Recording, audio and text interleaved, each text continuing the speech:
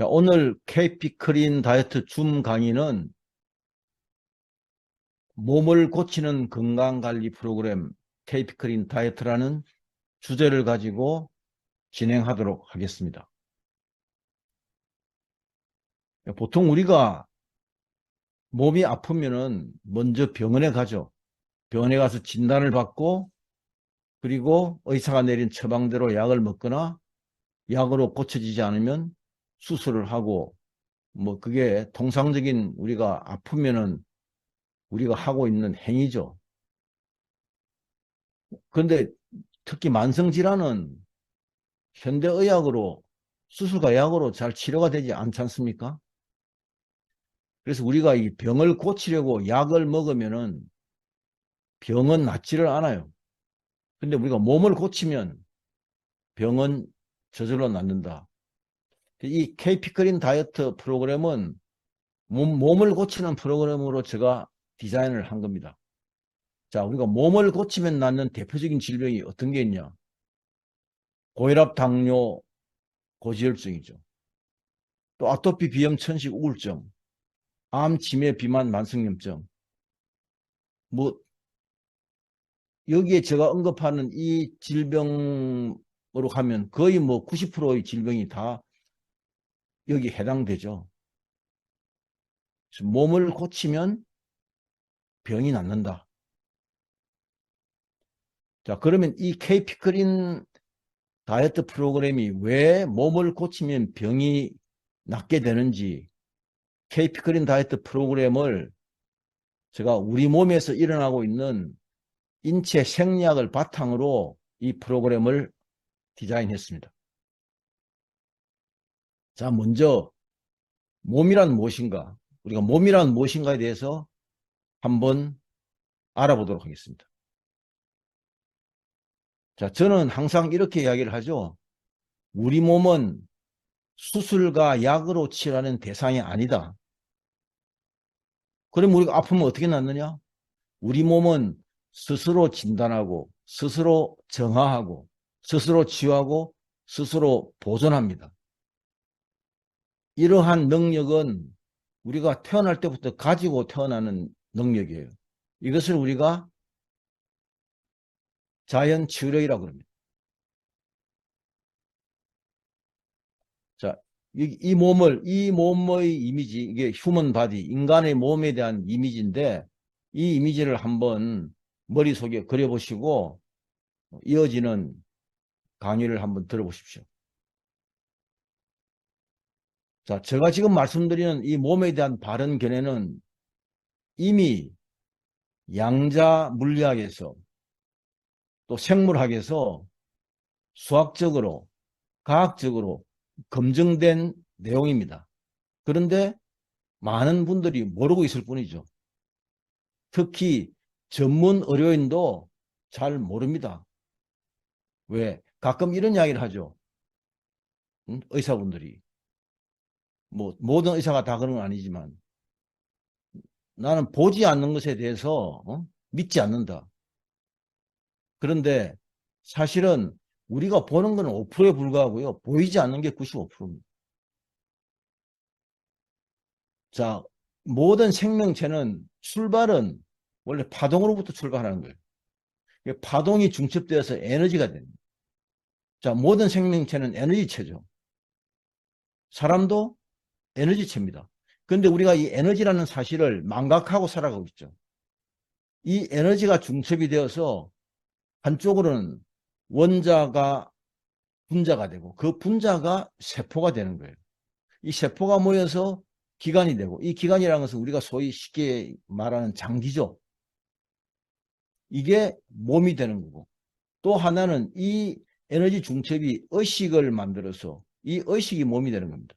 그러면 자 에너지로부터 세포와 의식을 통해서 우리가 몸이 만들어지는 거예요. 그래서 우리 몸은 파동 에너지체라고 할 수 있습니다.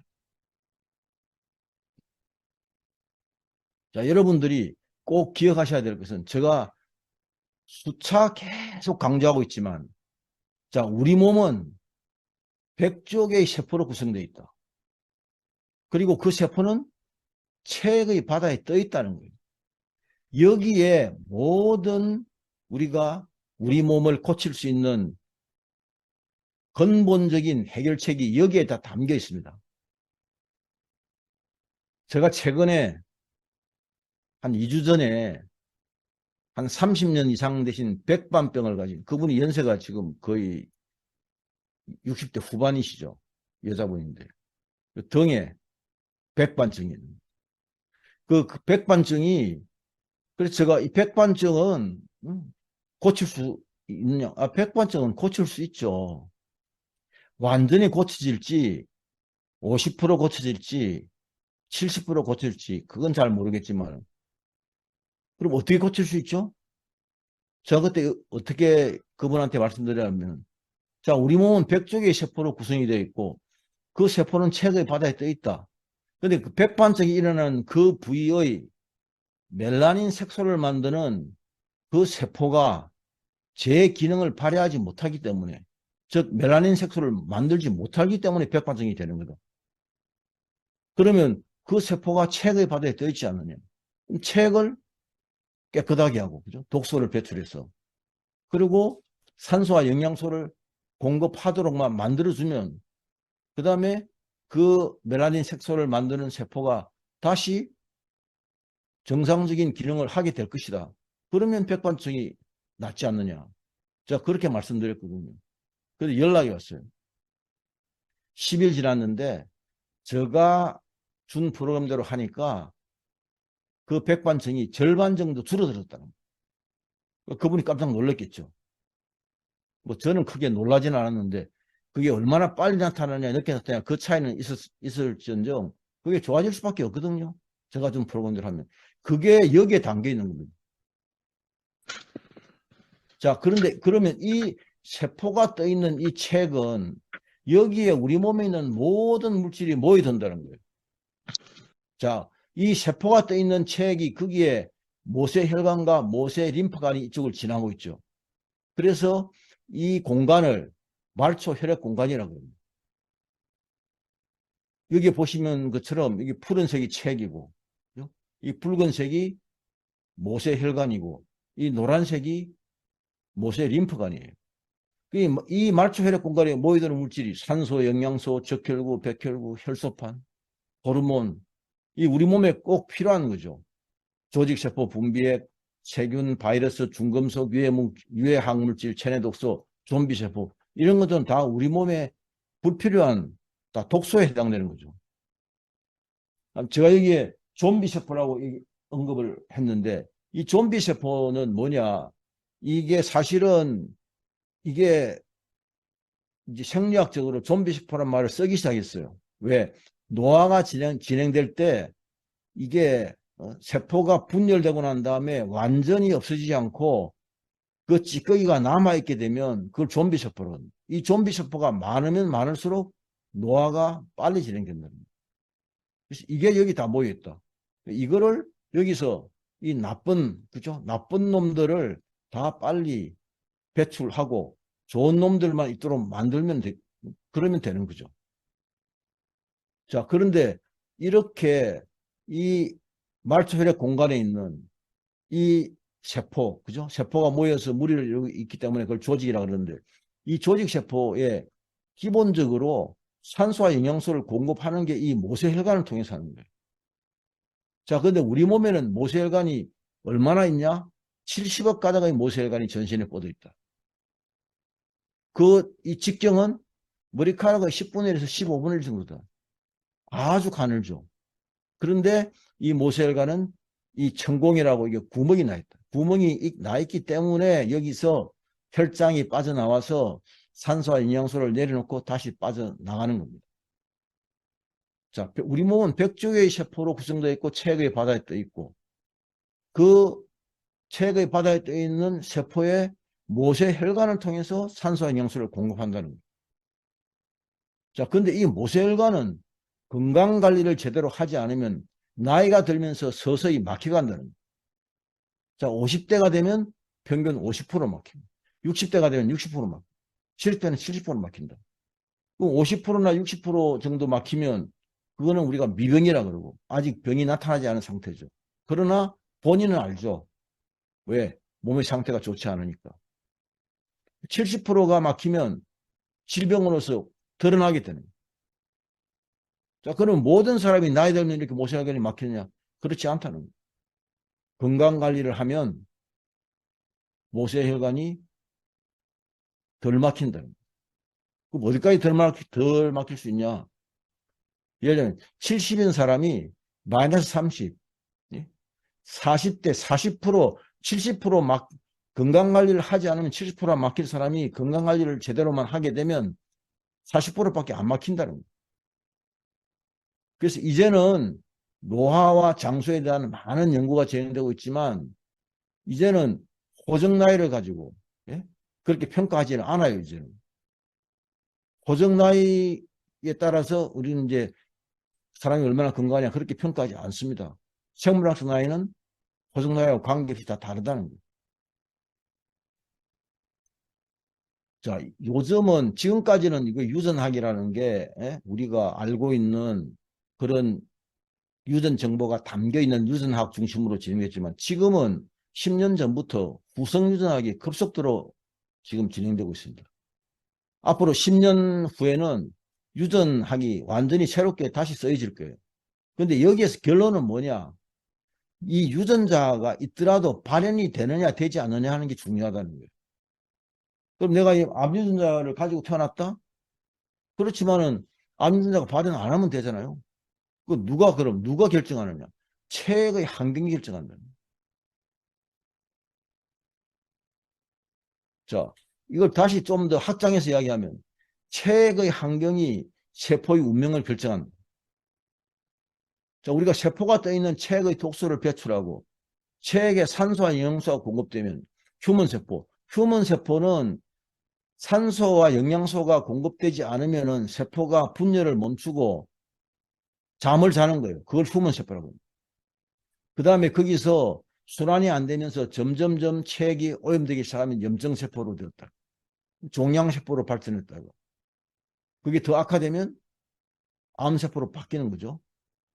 종양 억제 유전자가 돌연변이를 일으켜서 이제 무한대로 분열하는 암세포로 바뀌는 거예요. 그래서 이것들이 그런 거예요. 이거를 독소를 정화를 하고 클린을 하고 산소와 영양소가 꾸준히 공급되면 치유방향의 법칙에 따라서 여러 가지 세포회복 반응이 일어나면서 정상세포로 돌아간다는 거예요. 이것도 과학적으로 다 검증된 이야기입니다.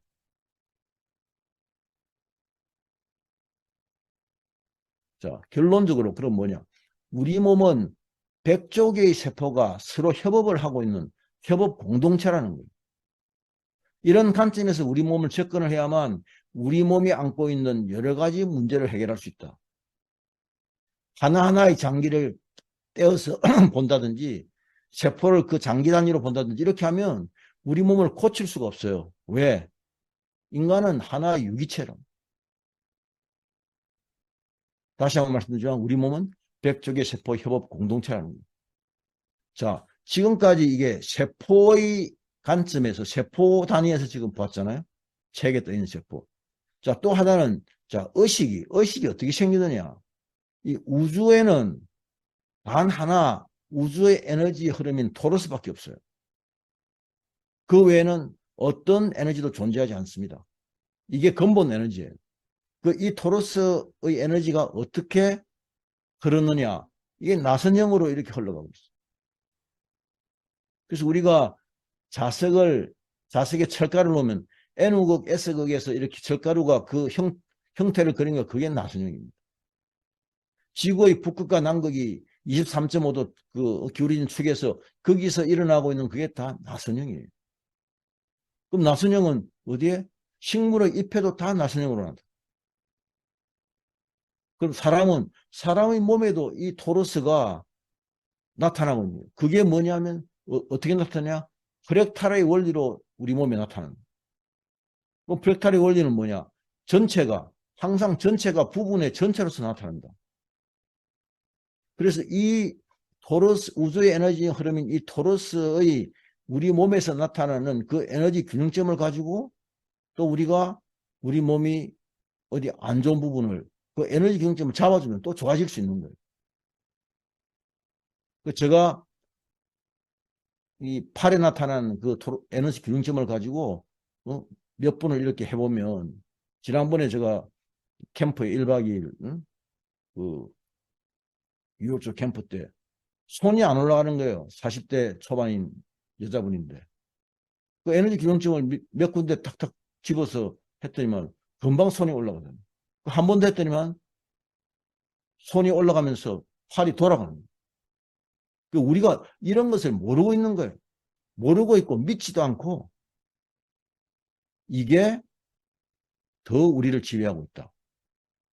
자, 이렇게 토로스의 에너지가 이렇게 우리 몸속으로 끊임없이 이런 식으로 100헤르츠부터 다시 헤엄으로 빠져나가고 이 에너지 장이 이게 에너지 장을 만들면서 우리 몸을 몇 겹 둘러싸고 있다는 겁니다.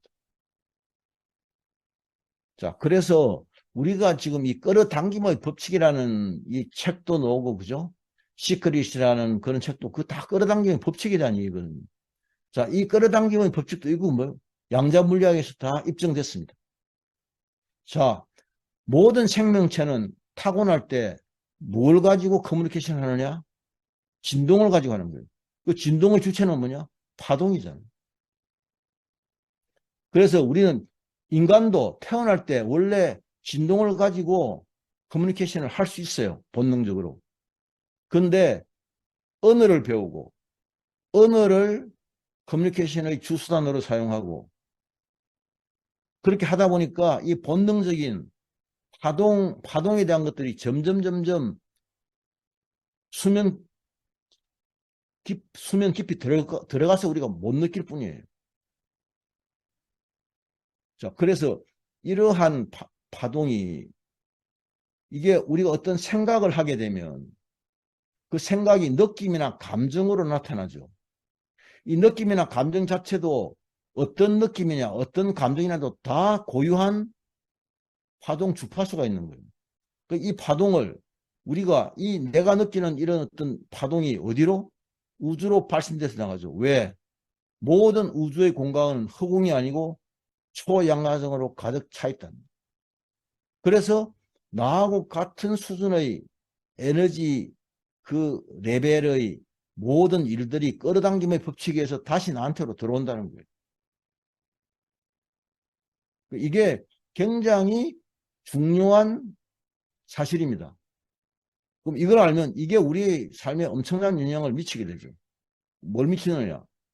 자, 인체의 파동과 의식은 상호작용을 하는 거예요. 자, 우리가 사랑하고 기뻐하고 평화롭고 감사하는 이러한 마음, 이러한 생각, 이러한 느낌, 이러한 감정에서 일어나고 있는 주파수가 대체적으로 500에서 600Hz 주파수예요. 그러면 내가 항상 이러한 생각과 감정과 느낌을 가지고 살아가고 있으면 내가 이러한 높은 주파수를 우주에 발신을 하는 거죠. 그러면 이 주파수와 비슷한 그런 사건과 사물과 모든 것들이 다시 나한테 돌아오는 거예요. 그러면 이런 높은 수준의 에너지를 유지하면 사고도 잘 안 납니다. 사고가 왜 나느냐? 사고는 이렇게 낮은 에너지 수준을 가질 때 사고가 잘 나요. 그 사고는 우연히 일어나는 게 아니에요. 내가 그 에너지를 끌어당겨서 일어나는 거예요. 그래서 이런 상태가 되면 사고가 잘 안 일어난다. 큰 사고가 일어날 경우에도 그건 작은 사고가 되고 작은 사고는 일어나지 않고 그리고 뭐냐? 항상 나한테 좋은 일만 일어날 수밖에 없게 돼 있다.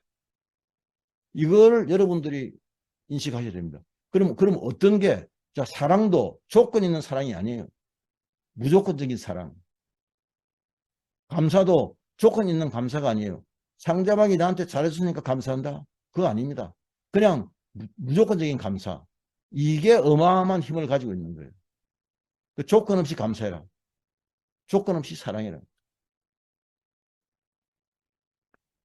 그래서 아까 말한 이제 파동이라는 게 참 재밌는 게 여러분 우리가 태어날 때 파동을 가지고 태어나죠. 그러니까 마지막 죽을 때까지도 파동은 살아있어요. 그게 뭔지 아세요? 기입니다, 기. 지금 뇌과학자들이 여러 가지 실험을 한 결과 심장이 정지를 하고 그 다음에 뇌가 완전히 이제 산소가 떨어져서 할 때까지도 적어도 수시간 동안 그때 마지막까지 살아있는 것은 청각만 살아있다는. 그래서 사망 선고가 나고 사망하고 난 다음에도 예를 들자면 뭐 교회에서 찬송가를 불러준다. 죽은 사람을 위해서. 또 뭐 불교에서는 뭐 경전을 한다. 그게 그 사람은 마지막까지 듣고 있다는 겁니다. 자, 이 파동의 단계에서 또 하나는 더 중요한 것은 자, 우리 몸이 100조 개의 세포로 구성되어 있는데 장내 세균계가 이 우리 몸의 세균계는 천조 말이에요. 근데 그 우리 몸의 세균계를 컨트롤 타워 그걸 전체적으로 조절하고 통제하고 관리하는 게 그게 장내 세균계입니다. 제일 컨트롤 타워죠. 약 100조 마리인데. 자, 그러면 장내 세균계가 어떻게 우리 몸을 컨트롤해? 만약 장내 세균계가 망가지면 어떤 일이 일어나느냐? 자, 장내 생태계를 이렇게 항폐화시키는 게 뭐? 자, 우리가 먹는 음식을 통해서, 약을 통해서 들어오는 거예요. 자, 식품 첨가물. 우리나라에 식약처에 등록된 식품 첨가물만 해도 600가지가 넘죠. 식품 첨가물? 다 이게 뭡니까? 케미칼이에요. 화학물질이에요. 자, 우리가 단맛이 나는 가공식품, 그건 다 뭐가 들었냐? 액상가당이 들어있다. 액상가당은 뭘 가지고 만드느냐? GMO 옥수수 가지고 만든다. 그 GMO 옥수수에는 뭐가 들어있냐? 독성 제초제인 글리포세이트가 들어있다. 이게 들어가면 대장이 망가지는 거예요. 그 우리나라가 이 GMO 곡물 수입이 세계 1위입니다. 수입. 그 표시를 안 하잖아요. 이 쓴 것들을. 표시하자는 운동이 있어도 표시 안 하잖아요. 왜 안 하겠습니까? 기득권 지키려고 안 하는 거예요. 그렇기 때문에 우리나라가 지금 대장암 발병률 세계 1위입니다. 뭐 때문에요? 저는 이것 때문에 보는 거예요. 워낙 GMO 식품을 많이 먹는다. 가공식품에 다 단맛 들은 거 다 GMO 액상가다. 그 다음에 여기 GMO 사료로 먹은 소, 돼지 다. 우리 이거 계속 먹고 있잖아요. 그 다음에 병원에 가서 조금만 염증이 있으면 항생제 처방하고. 또 아프면은 병원 가서 약 받아서 먹으니까 이게 장내 생태계를 황폐화시키는 거예요. 그 장내 생태계가 어떻게 돼요? 유해균이 덕시덕시하는 생태계로 바뀌어버린다. 자, 이렇게 장내 생태계가 바뀌면 무슨 일이 일어나느냐?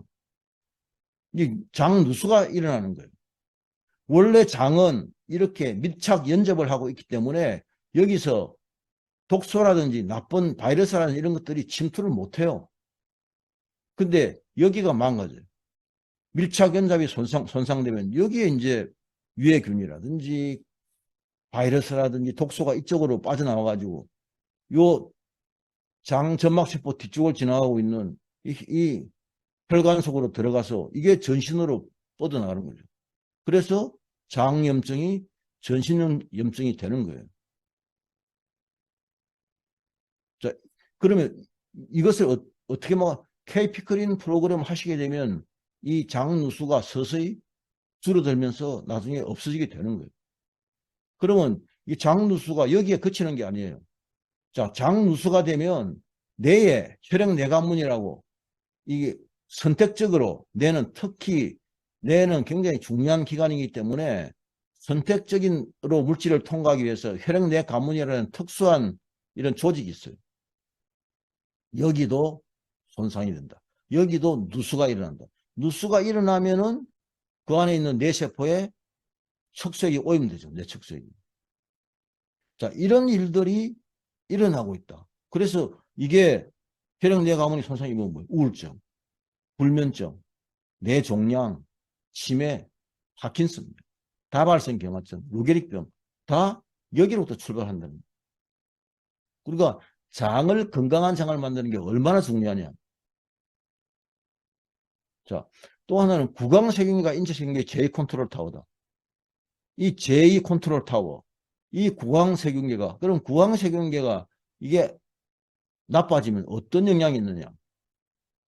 이 치주염이, 그죠? 이게 뭐냐면 국소염증하고 치매를 일으키는 거예요. 그래서 제가 이 프로그램에 오일 풀링을 집어넣은 이유가 구강세균계를 건강하게 해서 국소염증, 국소염증은 주로 어디서 일어나냐? 관절 부위에서만 일어납니다. 그리고 치매도 예방할 수 있죠. 이거. 그래서 제가 그 오일 풀링을 프로그램에 넣어놓은 거예요. 자, 또 하나는 이제 제가 이제 우리 몸의 구조 중에서 가장 중요한 몇 가지를 말씀드릴 텐데, 자, 구조를 알면 제가 계속 이 강의를 할 때 우리 몸의 구조에 대해서 여러분들이 조금 어려워 하시다가도 계속 이걸 하는 이유가 뭐냐면 처음에는 어려운데 반복해서 학습하고 듣고 하다 보면 이제 알게 되는 거예요. 구조를 알면은 기능이 보이는 거예요. 우리 몸이 어떤 기능을 하고 있는 건지 보인다는 거예요. 그러면 여러분들은 이 구조는 의사나 약사나 간호사들은 6년 동안 또는 4년 동안 계속 공부를 하니까 많이 알겠지? 그렇지 않아요. 잘 몰라요. 그 대학 다닐 때 좋은 공부하는 거 가지고 그 얼마나 알겠습니까? 원래 공부는요, 본인이 스스로 학습해야 되는 거예요. 그래야만 자기 것이 되는 거예요. 안 그러면은 나머지 지식은 그냥 들어왔다가 빠져나가는 거예요. 이걸 나의 지식으로 내 것으로 만들어야 이걸 바탕으로 내가 거기서 뭔가 창조적인 일을 할 수 있다는 거예요.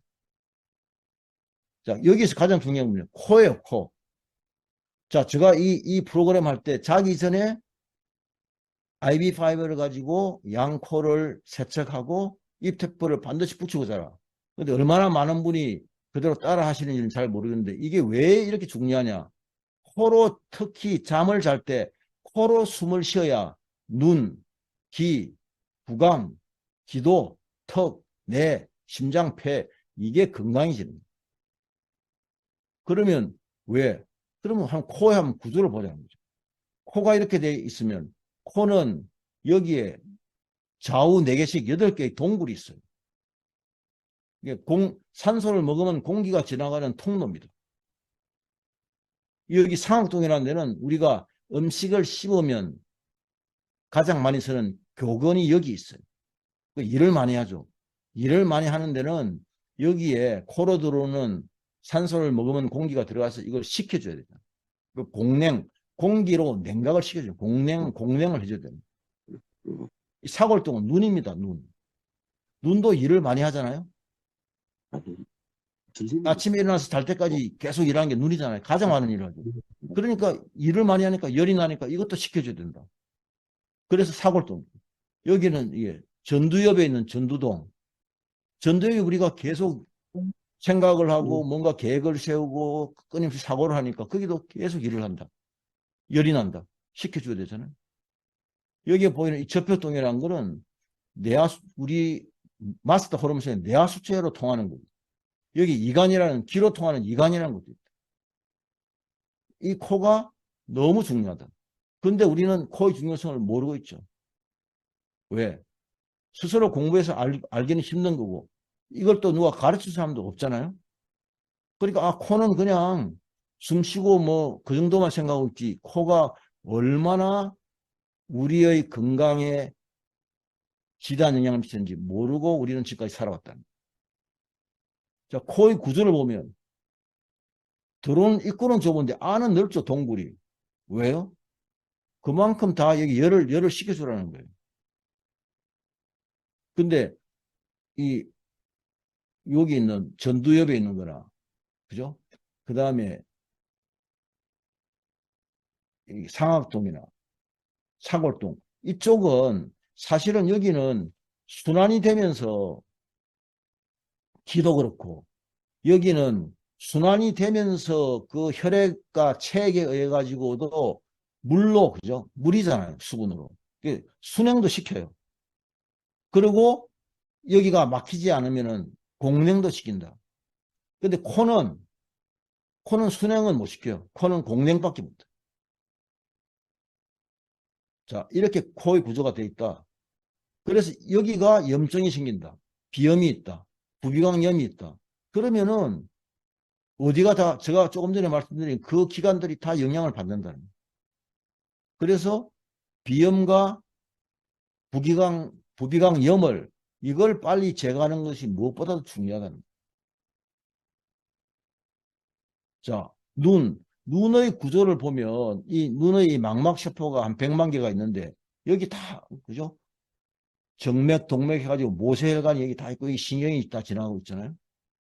그래서 눈에 끊임없는 눈에서 일어나고 있는 질환은 처음에 뭐예요? 여기에서 눈에서 나고 있는 열을 식혀주지 않은 것에서부터 출발하는 거예요.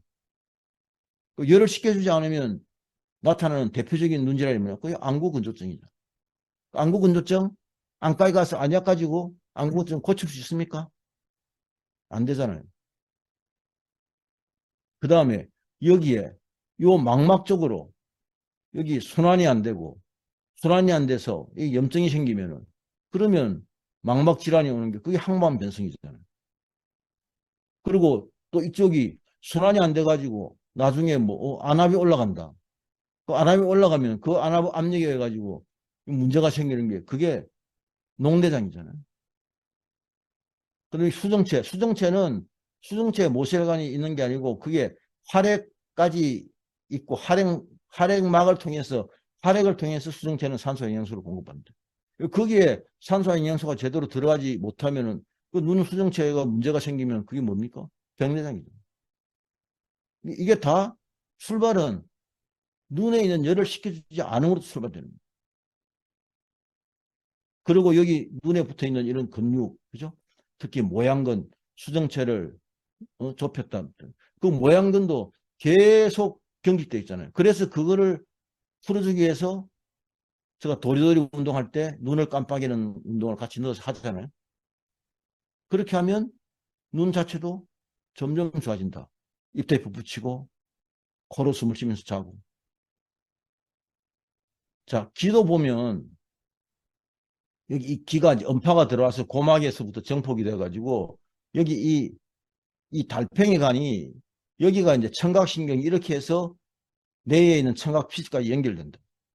우리가 인간이 소리를 들을 수 있는 그 주파수 영역이 16Hz에서 2만 Hz예요. 근데 2만 Hz, 이 달팽이관이 이렇게 돼 있잖아요. 이 바깥부터 2만으로부터 이게 계속 안으로 들어가지고 이게 16Hz예요. 그러면 이것도 제가 자, 이 달팽이관을 한번 들여다보자고. 그러면 달팽이관 내에 이게 모근세포가 있어요. 여기. 그러니까 이 모근세포가, 이 모근세포는 어디에 떠 있습니까? 책의 바다에 떠 있잖아요.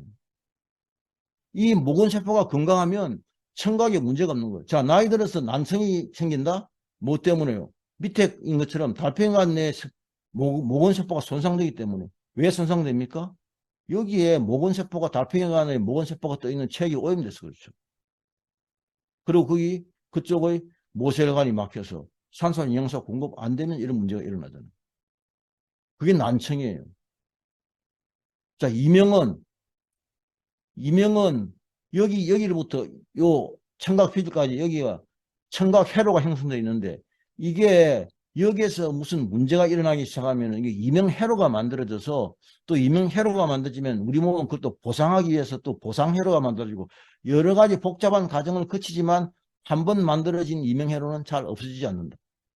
그래서 보상을 하면은 소리가 적어졌다가 이 보상이 작동을 하지 않으면은 소리가 커졌다가 또 스트레스를 받으면은 소리가 커졌다가 스트레스를 덜 받으면 소리가 또 줄어들었다가 피로가 쌓이면은 또 소리가 크게 들렸다가 피로가 또 좀 해소되면은 적게 들리고 이걸 반복하고 있는 겁니다. 이 기의 구조를 보면 아시잖아요. 그럼 여기 이 세방고리가 여기에 이석이 빠져나오면 그게 이석증이에요.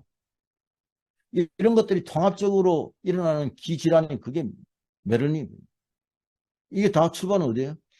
귀에 있는 여기가 이관인데 이 이관을 통해서 귀도 일을 많이 하니까 여기 또 먼저 열을 식혀줘야 돼요. 식혀줘야 순환의 문제도 좋아지고 다 출발은 다 거기다. 그럼 출발은 어디에 있습니까?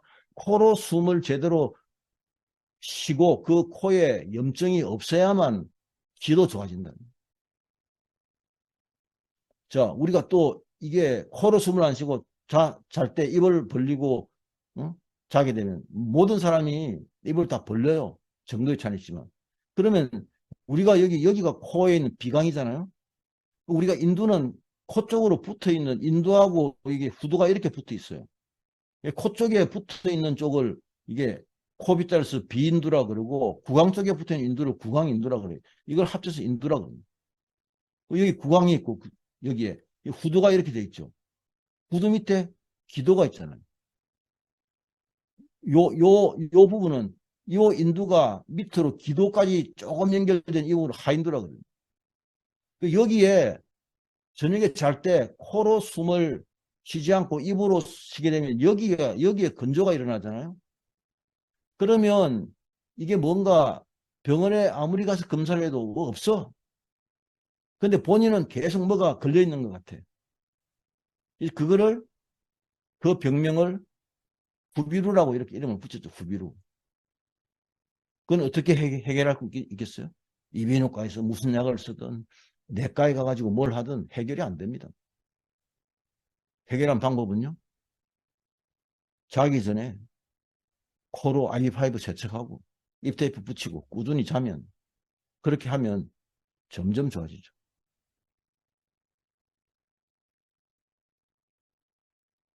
자, 뇌도 보시면 여기 이 전두동이 아까 말한 여기 그죠? 이쪽으로 들어오면 이만큼 또 이 동굴이 크잖아요.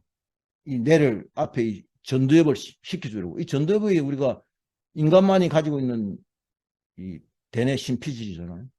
여기 푸른색 부분이 이게 뇌척수액이에요. 그래서 여기를 시켜줘야만 두통이나 편두통이 없다는 거예요. 두통, 편두통을 단순하게 이렇게 볼 수 있는가? 그 출발은 다 어디서 있다? 이 전두동으로 산소를 먹으면 공기가 충분히 들어가지 않아서 생깁니다. 그래서 지금까지 말씀드린 것을 다시 종합해서 이야기를 하면 그러면 이 질병과 노화라는 것은 뭐냐? 왜 이런 질병과 노화가 일어나느냐? 오염된 체액에 살고 싶지 않다는 세포의 절규이자 세포가 일으키는 반란이에요. 그런데 우리는 그 소리를 무시하고 하니까 그때 반란이 일으킨 게 그게 전형적인 대표적인 그 질환이 그게 암이죠. 그 암세포잖아요. 그 암세포는 외부의 침자가 아니잖아요. 내 몸의 정상세포가 내가 체액의 환경을 계속 엉망으로 만들었기 때문에 그게 암세포로 바뀐 거예요. 그 누구 책임입니까? 본인 책임이잖아요. 누가 나는 내 주위에는 가족이 나한테 스트레스다. 스트레스를 주는 것은 가족이라 하더라도 그 스트레스를 내가 이겨내고 그걸 내가 조화롭게 내 삶에서 녹여낼 수 있으면은 이런 일이 일어나지 않잖아요. 저 가끔 만납니다. 내가 왜 암에 걸렸는지 모르겠다고. 그 자기 자신의 책임인데 주위 환경의 책임을 돌리는 거죠. 냉철하게 생각해 보십시오. 다 자신의 문제입니다. 생명은요. 태어날 때 혼자 태어나서 살았을 때 같이 더불어 살다가 갈 때 혼자 가는 겁니다. 그래서 생명에 대한 책임은 누구한테 있어요? 다 나한테 있습니다. 내가 내 생명의 최종 책임자예요. 다른 사람 핑계 댈 수가 없어요. 자, 그래서 우리가 세포의 체액의 독소를 정하고 세포에 산소와 영양소가 공급이 되고 치유에 대한 올바른 믿음, 특히 중증 질환을 가지신 분은 어떤 무조건적인 감사와 사랑, 이게 치유력을 굉장히 빨리 치유를 할 수 있게 합니다. 그 자연 치유력을 복원하는 가장 강력한 힘을 가지고 있죠. 이 프로그램이 아무리 좋아도 여기에 이 프로그램에 대한 믿음이 없고 예?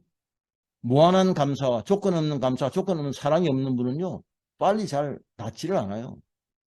그거는 왜 제가 처음에 말씀드린 인간은 뭡니까? 에너지. 인간의 출발은 에너지입니다. 에너지체. 파동이고.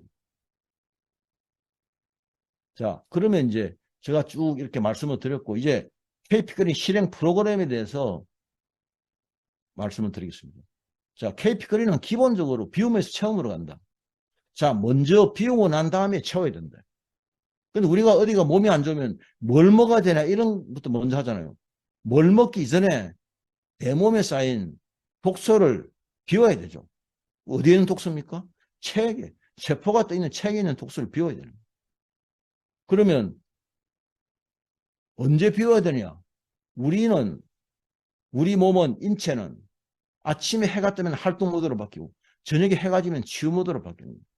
치유 모드로 바뀌었을 때 그때 비워야 되는 거예요. 그때 비워야 그때 음식이 들어가지 않아야 그때 소화와 흡수가 일어나지 않아야 치유가 활성화됩니다. 그래서 이 케이프크린 프로그램은 저녁 단식 핵심이 저녁 단식으로 자연 출력을 복원해서 저녁에 치유 모드로 바뀌었을 때 그때 내 몸을 본격적으로 고치는 겁니다. 소화 흡수는 해독과 배설을 방해한다는 유명한 생리학의 법칙이 있죠. 그래서 우리가 꾸준히 저녁 단식을 하게 되면 더 건강하게 살고 더 오래 살고 그죠? 더 젊어 보이고 더 행복하게 살 수 있잖아요. 근데 하기 힘들어 하잖아요. 왜? 너무 먹는데 우리가 익숙해져 있기 때문에. 그 먹는 재미도 있어야죠. 먹는 재미 없으면 어떻게 삽니까? 그러나 저녁 단식을 가끔 해서 비우는 재미도 같이 우리가 내가 그것을 내 몸에 터득하게 되면 비움과 채움을, 그죠? 비움과 채움의 그 조화와 균형, 이게 우리 삶을 더욱더 평화롭고 윤택하고 풍부하게 만들 수 있다. 자, 그래서 이 케이프 그린 다이어트는 죽염수를 제가 꼭 마시게 하죠. 아침, 저녁으로. 이 죽염수를 왜 마시느냐? 체액이 0.9% 염분 농도, pH 7.4의 약 알칼리성 전해질로 바뀌면은 여기서부터 치유가 본격적으로 일어나는 거예요. 그래서 우리가 이게 점점 혈액이 산성화되면 체액도 따라서 산성화되죠. 그래서 그게 pH가 7.0을 밑돌면은 이 폐혈증이 쉽게 올 수 있어요. 그 폐혈증 오면은 뭐 바로 사망하잖아요. 굉장히 위험하죠. 이게 너무나 중요하다. 그 다음에 이렇게 해서 비우는데 그 다음에 채워야 될 거 아니에요. 뭘가 채우느냐? PM 세포 영양소로 채우잖아요. 왜 PM 세포 영양소냐?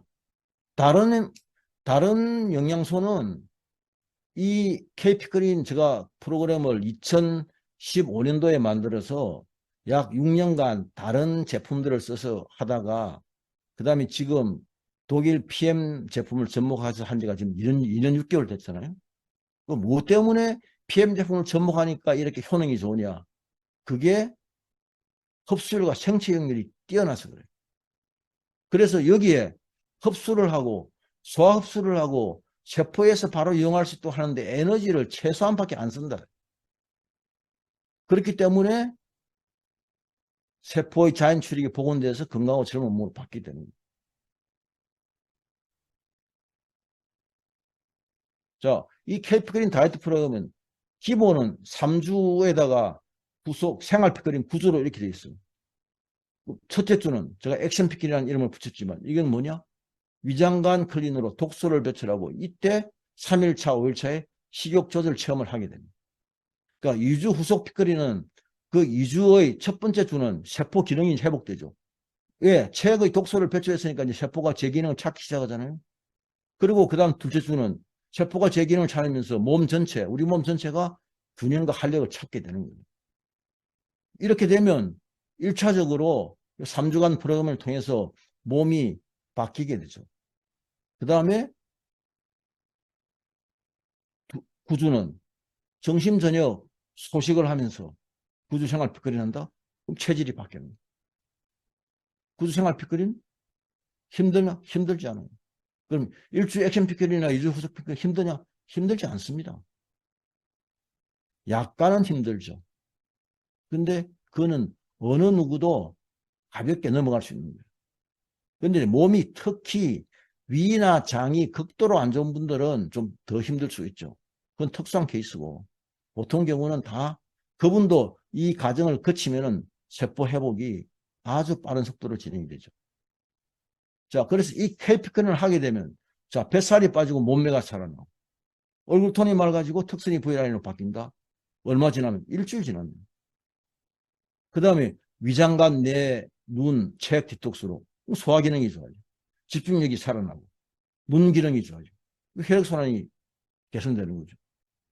또 여성의 경우는 여성 호르몬 불균형이 완화된다. 이게 후속 피크닝 할 때 2주 동안 이게 일어나는 거예요. 그래서 3주를 하게 되면 이런 혜택이 나타나는 겁니다. 그래서 이거는 원래 몸을 고치는 건강관리 프로그램으로 제가 디자인해서 여러분들한테 이제 보급을 하고 있는데, 그러면 왜 그러면 다이어트라는 이름을 왜 붙였느냐? 다이어트를 붙이지 않으면은 제가 이거를 알릴 방법이 없었어요. 그래서 일주일 만에 다이어트 효과가 나도록 그렇게 디자인한 겁니다. 그렇게 하다 보니까 자, 기존 다이어트는 요요가 일어난다. 왜? 몸에 있는 독소를 특히 체액의 독소를 배설하지 못했기 때문에 몸은 살은 많이 빠졌어요. 그것도 단기간에 짧은 시간에.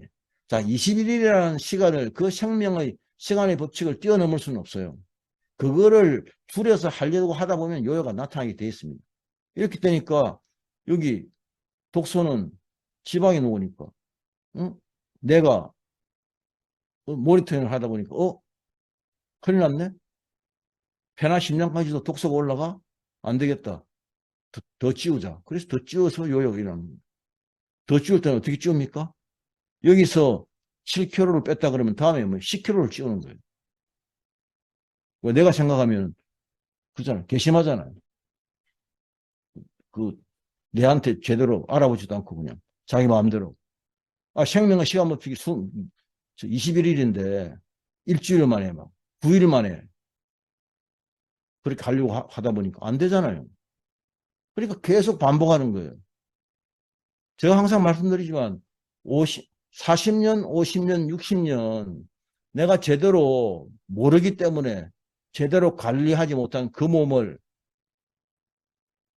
50, 60년 동안 쌓여있는 그거를 3주 만에 21일 만에 그래도 상당 부분 좋게 한다는 거는 기적 아닙니까? 그런데 그것도 못해요, 3주? 그러면 평생 아픈 몸을 끌고 사시면 되는 거예요. 제가 항상 이야기합니다. 이것도 못한다? 이것도 못하는데 뭘 먹어서 내 몸을 바꾸려고 하냐. 3주는 해야죠. 자, 그래서 케이프크림 다이어트는 체액의 독소가 빠지기 때문에 요요가 없어요.